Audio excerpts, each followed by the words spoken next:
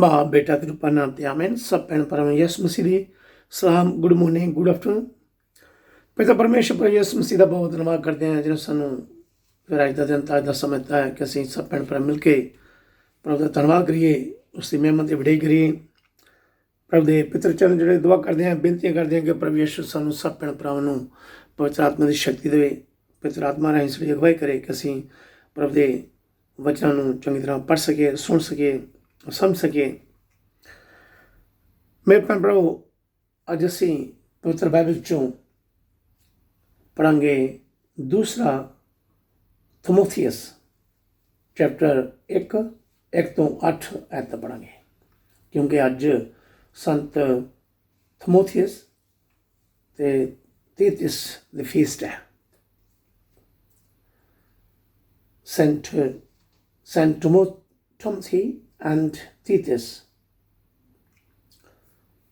2 Timothy chapter 1 verses 1 till 8. दूसरा थिमोथियस chapter 1 तो 8 ऐत पढ़ेंगे। Fan into a flame the gift God gave you. पुलुस जो परमेश्वर की इच्छा नाल ਅਤੇ उस जीवन की प्रतिज्ञा अनुसार जो मसीह यसू विच है उसका संदेशवाक है, ਵੱਲੋਂ उसके प्यारे बच्चे थिमोथियस नूं ਅਤੇ ਸਾਡੇ परमेश्वर पिता ਅਤੇ प्रभु यसू मसीह ਵੱਲੋਂ किरपा, दया ਅਤੇ शांति मिले। धन्यवाद ਅਤੇ उत्साह। मैं परमेश्वर का धन्यवाद करता हाँ जिस की आराधना मैं अपने प्यो दादियां की तरह शुद्ध मन नाल करता हाँ। मैं अपनी प्रार्थना विच लगातार दिन रात तैनू याद करता हाँ। तेरे वाए हुए अथरुआं की याद आउंदियां ही मेरा मन तैनू फिर एक बारी मिलन दे लई उतावला हो उठता है, क्योंकि इस तो मैनू पूरी खुशी मिलेगी। मैनू तेरे सच्चे विश्वास की याद है।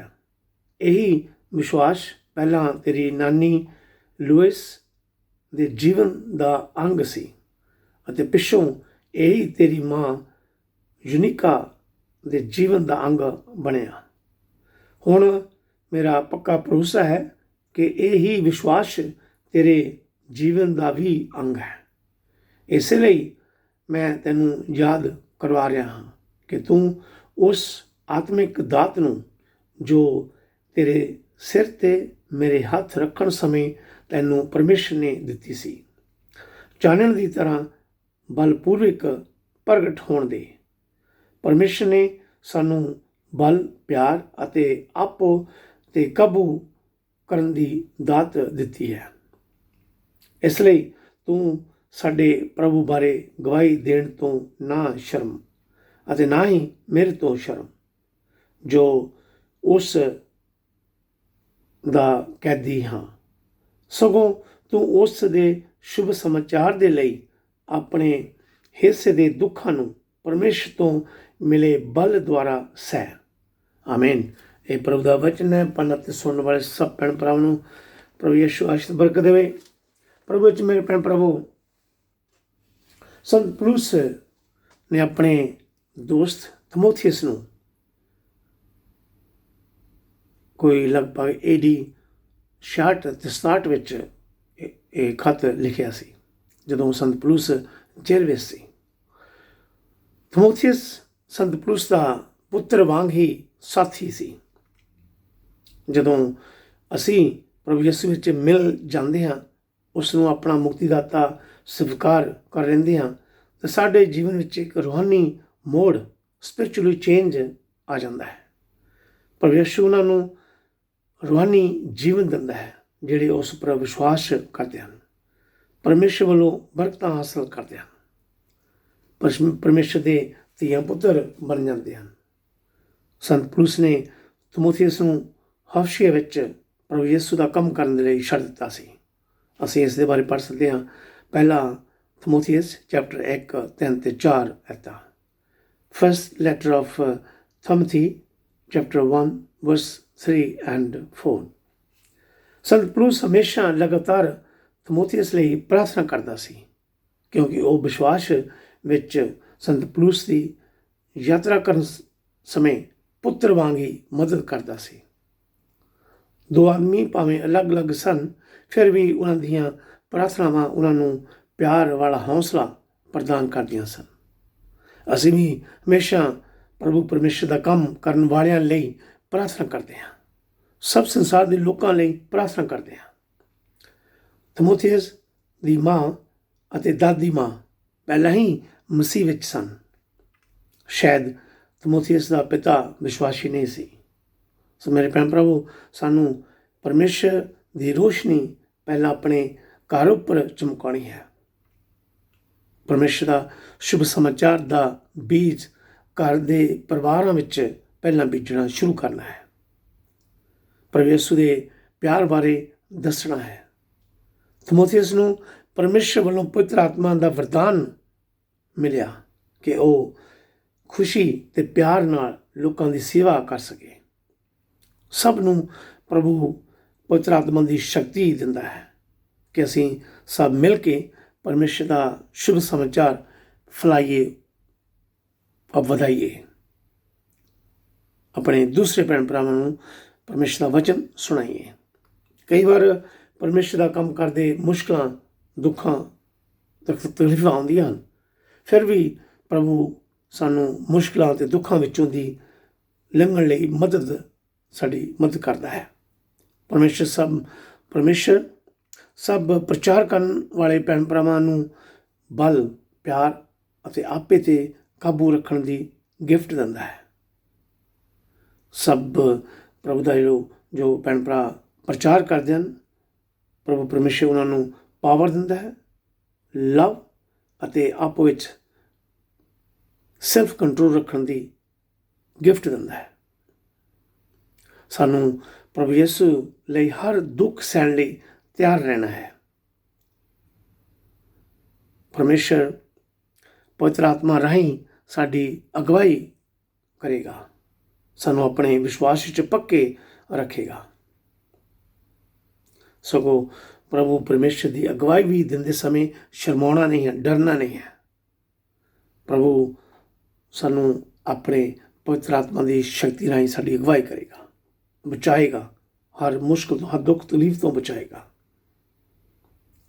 ਸੋ ਮੇਰੇ ਭੈਣ ਭਰਾਵੋ, ਪ੍ਰਭੂ ਯਿਸੂ ਦੇ ਉੱਪਰ ਵਿਸ਼ਵਾਸ ਕਰੋ, ਪਰਮੇਸ਼ਰ ਦੇ ਵਚਨਾਂ ਨੂੰ ਪੜ੍ਹਦੇ ਰਹੋ, ਸੁਣਦੇ ਰਹੋ, ਅਤੇ ਪ੍ਰਭੂ ਆਪ ਸਭ ਨੂੰ ਅਤੇ ਮੈਨੂੰ ਵੀ ਸਵਰਗ ਰਾਜ ਦੇ ਵਸਨੀਕ ਬਣਾਵੇਗਾ। ਆਮੀਨ, ਹਾਲੇਲੂਇਆ। ਧੰਨਵਾਦ ਪ੍ਰਭੂ ਯਿਸੂ, ਅਸੀਂ ਆਪਦਾ ਬਾਰ-ਬਾਰ ਧੰਨਵਾਦ ਕਰਦੇ ਹਾਂ ਪ੍ਰਭੂ ਜੀ, ਜੋ ਤੁਸੀਂ ਸਾਨੂੰ ਅੱਜ ਦੇ ਵਚਨ ਦਿੱਤੇ ਹਨ। ਪ੍ਰਭੂ ਯਿਸੂ, ਜਿੰਨੇ ਵੀ ਸਾਡੇ ਭੈਣ ਭਰਾ ਦਾ ਵਚਨ ਪੜ੍ਹ ਰਿਹਾ, ਸੁਣ ਰਹੇ, ਆਪਦੇ ਅੱਗੇ ਦੁਆਵਾਂ ਕਰਦੇ, ਬੇਨਤੀਆਂ ਕਰਦੇ, ਪ੍ਰਭੂ ਯਿਸੂ ਸਭ 'ਤੇ ਰਹਿਮ ਕਰਨੀ, ਦਇਆ ਕਰਨੀ, ਕਿਰਪਾ ਕਰਨੀ, ਪਵਿੱਤਰ ਆਤਮਾ ਰਾਹੀਂ ਸਾਡੀ ਅਗਵਾਈ ਕਰਨੀ ਬੱਚੀ। ਸਾਨੂੰ ਹਰ ਦੁੱਖ ਤਕਲੀਫ ਤੋਂ ਬਚਾ ਕੇ ਰੱਖਣਾ, ਕਿ ਤੇਰੇ ਨਾਮ ਨੂੰ ਅਸੀਂ ਹੋਰ ਵਧਾ ਸਕੀਏ, ਫੈਲਾ ਸਕੀਏ ਪ੍ਰਭੂ ਜੀ। Thank you Jesus, hallelujah. ਮੇਰੇ ਭੈਣ ਭਰਾ, ਹੁਣ ਅਸੀਂ ਪੜ੍ਹਦੇ ਹਾਂ ਸੰਤ ਮਰਕਸ ਦੀ ਇੰਜੀਲ ਚੈਪਟਰ 4, 1 ਤੋਂ 20 ਆਇਤਾਂ ਪੜ੍ਹਾਂਗੇ।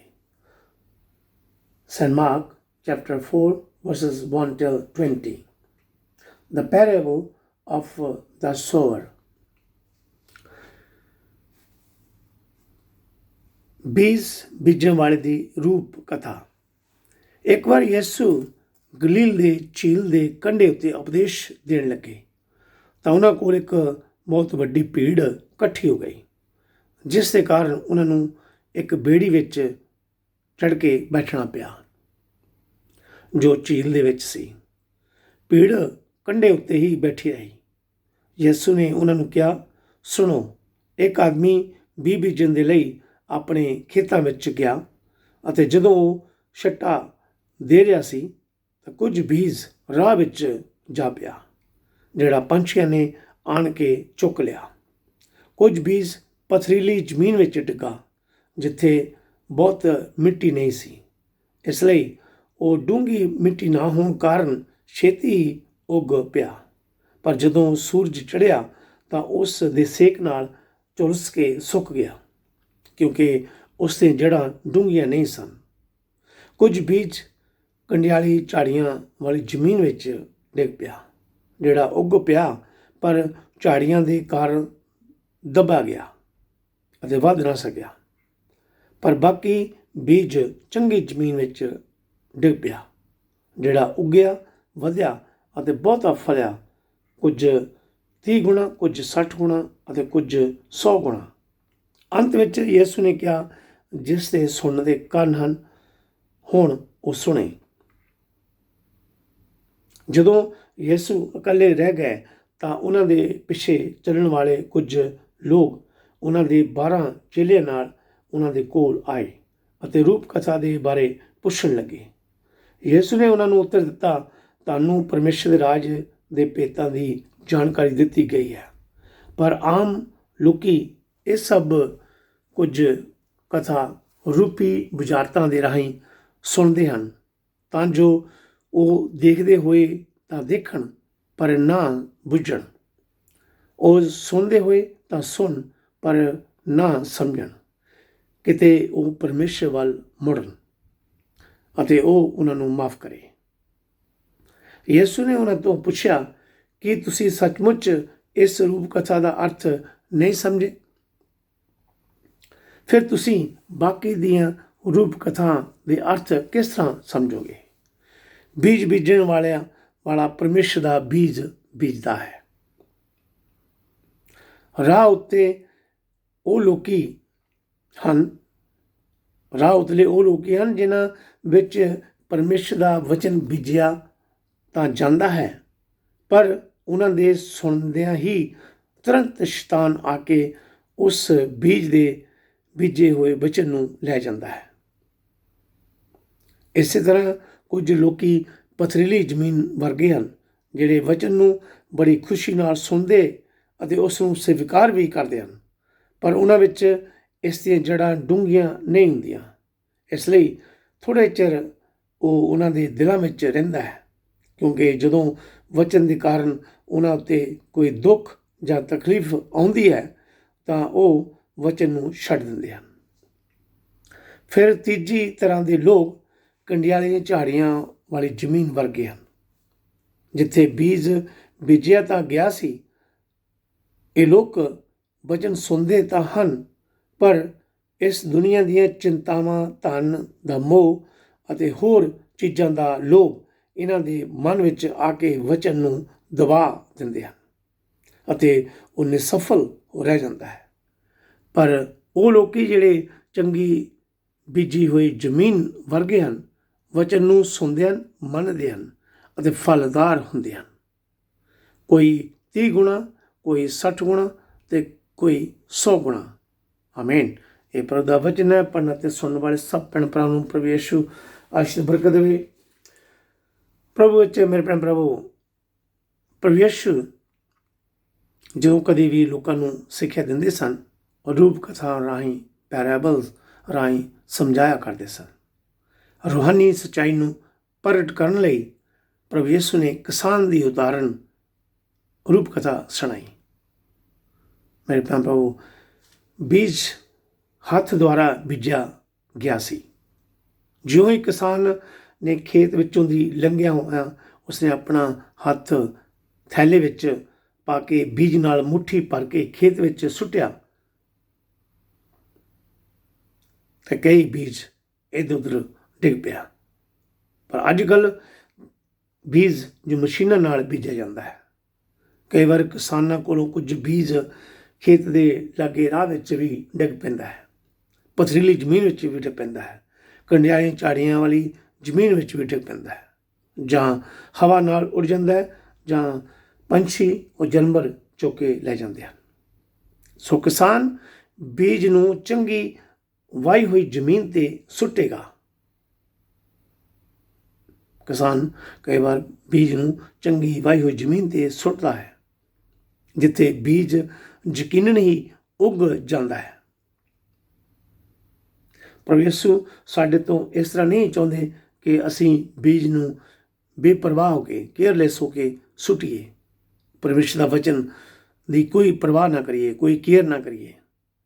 ਪਰਮੇਸ਼ਰ ਦੇ ਵਚਨ ਨੂੰ ਅਸੀਂ ਆਪਣੇ ਦੂਜੇ ਭੈਣ ਭਰਾਵਾਂ ਦੇ ਦਿਲਾਂ ਵਿੱਚ, ਉਹਨਾਂ ਦੀਆਂ ਰੂਹਾਂ ਵਿੱਚ ਬੀਜਣਾ ਹੈ, ਜਿਸ ਤੋਂ ਸਾਨੂੰ ਯਕੀਨਨ ਹੋ ਜਾਵੇ ਕਿ ਇਹ ਜ਼ਰੂਰ ਫਲਦਾਰ ਬਣੇਗਾ।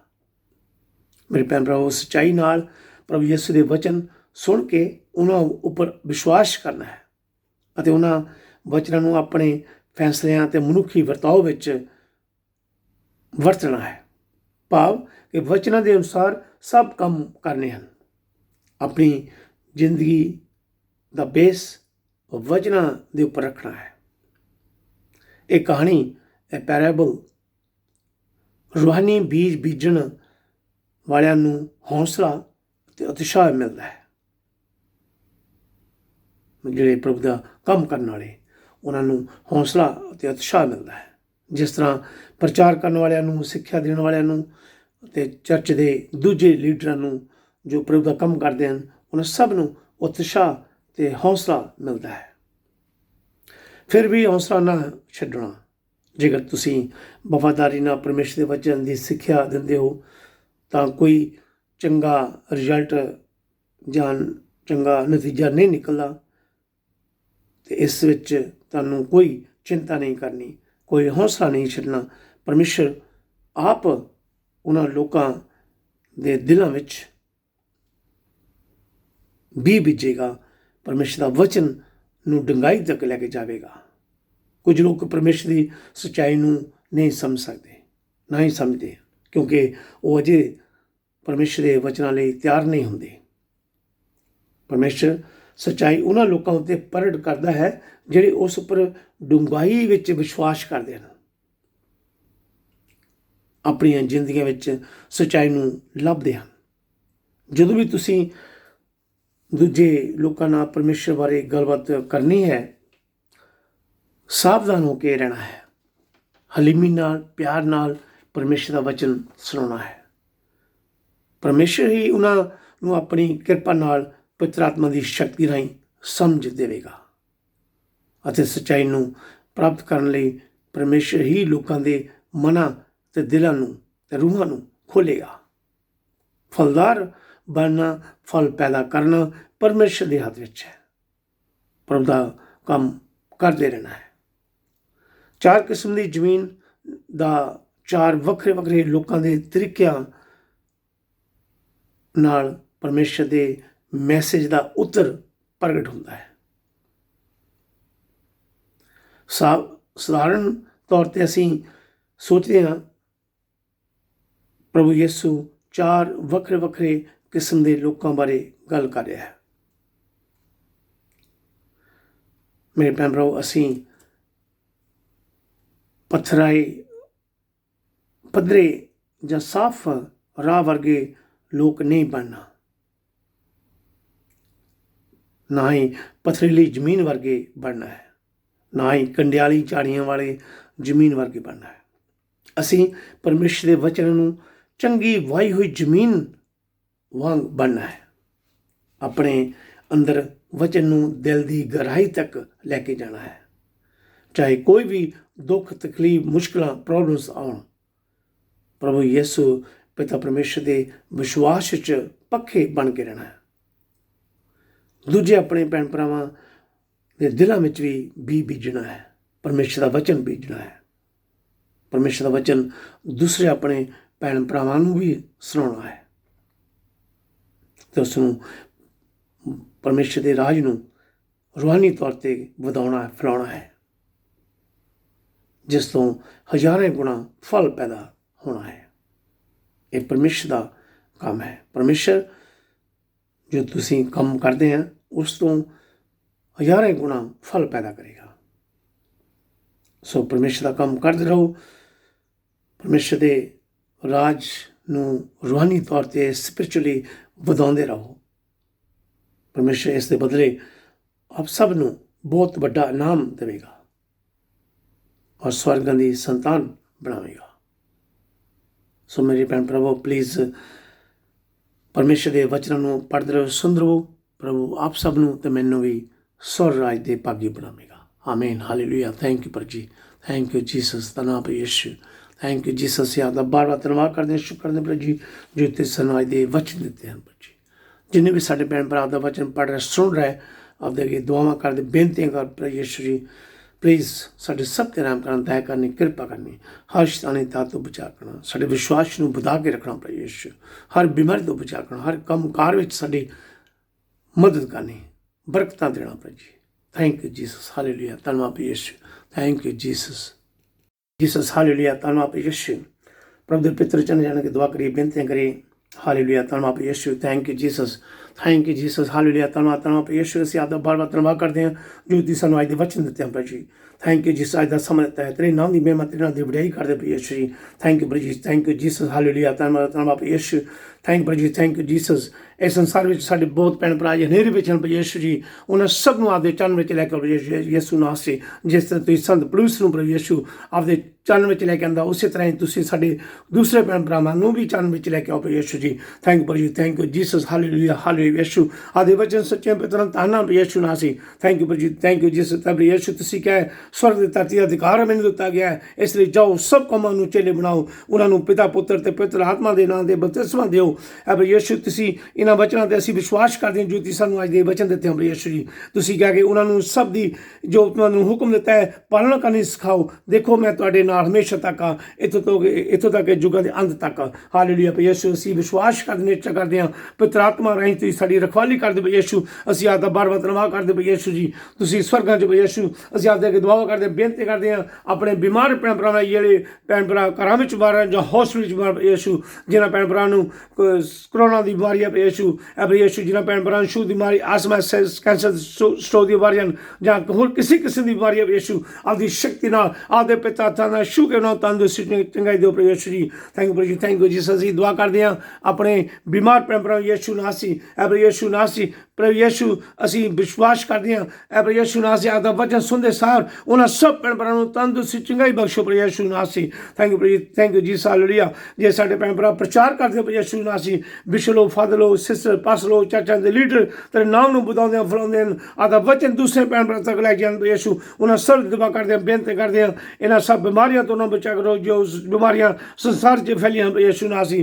ਥੈਂਕ ਯੂ ਪ੍ਰਭੂ ਜੀ, ਥੈਂਕ ਯੂ ਜੀ, ਹਾਲੇਲੂਇਆ, ਹਾਲੇ ਯੀਸ਼ੂ ਨਾਸੀ। ਸਾਡੀ ਇਹ ਦੁਆ ਛੋਟੀ ਦੁਆ ਸੁਣਨਾ ਕਬੂਲ ਕਰਨਾ, ਆਪਦੇ ਪਿਤਾ ਤੇ ਸ਼ੁੱਧ ਨਾਮ ਤੇ ਵਿਸ਼ਵਾਸ ਕਰਕੇ ਮੰਗਦੇ ਆ, ਆਮੀਨ, ਹਾਲੇਲੂਇਆ, ਧੰਨਵਾਦ ਯੀਸ਼ੂ। Thank you Jesus. ਮਾਂ ਮਰੀਮ ਯੀਸ਼ੂ ਦੀ ਮਾਂ, ਸਾਡੀ ਮਾਂ ਸੰਤ ਦੀ ਮਾਂ ਟਰੀਜ਼ਾ, ਸੰਤ ਯੂਸਫ, ਸਾਰੇ ਸੰਤਾਂ ਦੇ ਫਰਿਸ਼ਤਿਆਂ ਦੇ ਅੱਗੇ ਅਸੀਂ ਬੇਨਤੀਆਂ ਕਰਦੇ ਹਾਂ। ਸੰਤ ਤਮੋਥੀਅਸ, ਸੰਤ ਤੀਤਸ, ਸਾਰੇ ਸੰਤਾਂ ਦੇ ਫਰਿਸ਼ਤਿਆਂ ਨੂੰ ਅਸੀਂ ਸਪਰਸ਼ ਕਰਦੇ ਹਨ। ਪ੍ਰਭੂ ਯੀਸ਼ੂ ਦੇ ਅੱਗੇ ਦੁਆ ਕਰੋ, ਪ੍ਰਾਰਥਨਾ ਕਰੋ, ਜਿਹੜੇ ਸਾਡੇ ਭੈਣ ਭਰਾ ਪ੍ਰਭੂ ਦਾ ਕੰਮ ਕਰਦੇ ਹਨ। ਪ੍ਰਭੂ ਯੀਸ਼ੂ ਉਹਨਾਂ ਸਭ ਨੂੰ ਹਰ ਮੁਸ਼ਕਲ ਤੋਂ ਬਚਾ ਰੱਖੇ, ਪਵਿੱਤਰ ਆਤਮਾ ਦਾ ਵਰਦਾਨ ਦੇਵੇ, ਪਵਿੱਤਰ ਆਤਮਾ ਦੀ ਸ਼ਕਤੀ ਦੇਵੇ, ਆਮੀਨ, ਹਾਲੇਲੂਇਆ, ਧੰਨਵਾਦ ਯੀਸ਼ੂ। ਥੈਂਕ ਯੂ ਮਾਂ ਮਰੀਮ ਯੀਸ਼ੂ ਦੀ ਮਾਂ, ਸਾਡੀ ਮਾਂ, ਪਲੀਜ਼ ਸਾਡੇ ਸਭ ਲਈ ਦੁਆ ਕਰੋ, ਪ੍ਰਾਰਥਨਾ ਕਰੋ। ਹਾਲੇਲੂਇਆ, ਹਾਲੇਲੂਇਆ, ਥੈਂਕ ਯੂ ਪ੍ਰਭੂ ਯੀਸ਼ੂ ਦੀ ਸਿਖਾਈ ਪ੍ਰਾਰਥਨਾ। ਐ ਸਾਡੇ ਬਾਪ ਜੋ ਤੂੰ ਅਸਮਾਨ ਤੇ ਹੈ, ਤੇਰਾ ਨਾਮ ਪਾਕ ਮੰਨਿਆ ਜਾਵੇ, ਤੇ ਰਾਜ ਜਾਵੇ, ਤੇਰੀ ਮਰਜ਼ੀ ਜਿਹੜੀ ਅਸਮਾਨ ਤੇ ਪੂਰੀ ਹੁੰਦੀ ਹੈ ਜ਼ਮੀਨ ਤੇ ਪੂਰੀ ਹੋਵੇ। ਸਾਡੇ ਰੋਜ਼ ਰੋਟੀ ਸਾਨੂੰ ਅੱਜ ਦੇ, ਸਾਡੇ ਕਸੂਰ ਸਾਨੂੰ ਮਾਫ ਕਰ ਜਿਸ ਤਰ੍ਹਾਂ ਅਸੀਂ ਆਪਣੇ ਕਸੂਰ ਮਾਫ ਕਰਦੇ ਹਾਂ। ਸਾਨੂੰ ਅਜ਼ਮਾਇਸ਼ ਵਿੱਚ ਨਾ ਪਾ, ਸਗੋਂ ਬੁਰਾਈ ਤੋਂ ਬਚਾ, ਕਿਉਂਕਿ ਬਾਦਸ਼ਾਹ ਹੈ, ਕੁਦਰਤ, ਜਲਾਲ ਸਦਾ ਤੇ ਹਮੇਸ਼ਾ ਹੈ ਆਪਦੇ ਹਨ, ਆਮੀਨ।